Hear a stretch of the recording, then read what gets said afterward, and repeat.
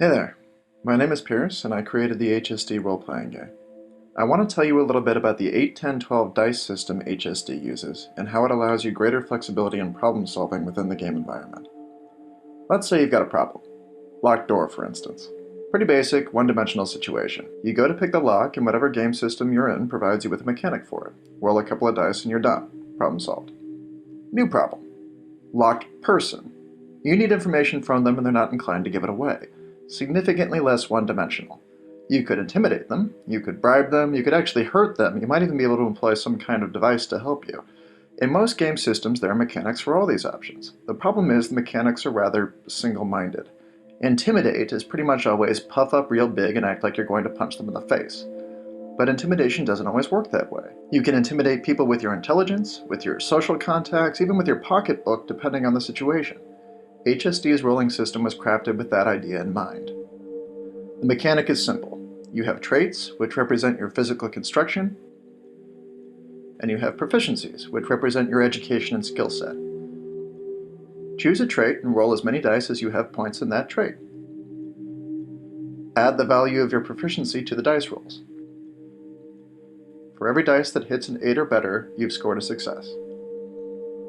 When you build your character in this system, you assign strengths to 4 different core components: mind, body, community, and economy. In each of those 4 stats, you have 5 different traits: dexterity, strength, acuity, presence, and resilience. These traits represent different ways to flex your muscle, and each are described in detail in the HSD rulebook. Altogether, this creates a picture for your character's physical presence in the world. You distribute a set number of points between them where you feel you want your strongest or weakest to be, and when you're done, you assign dice values to each of the 4 stats. 2 of the stats will use d10s, 1 will use d8s, and 1 will use d12s.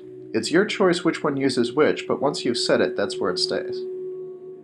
HSD has a list of proficiencies like many systems do, but when you go to use them, you employ the trait most appropriate to the exact action you're taking. So let's say I want to intimidate that guy in the previous example using my physical body. The presence trait is all about that. It encompasses bearing, demeanor, your ability to carry yourself. I would use body, presence, plus intimidate and roll the dice. Or, I might want to scare the guy by letting him know about my mob ties and the potential horrible things that could happen to his kneecap should he not give me what I want.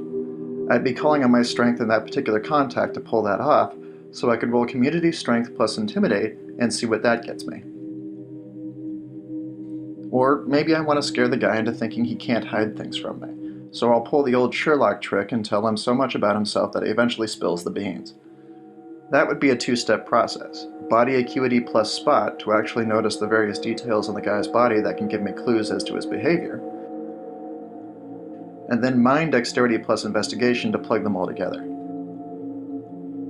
At that point, I might not even have to roll intimidate for him. Just telling him what I know could be enough all by itself. The 8, 10, 12 system was built to allow players flexibility in their play that doesn't punish them for distributing points into atypical areas, but rather rewards them for finding ways to make use of their varied talents.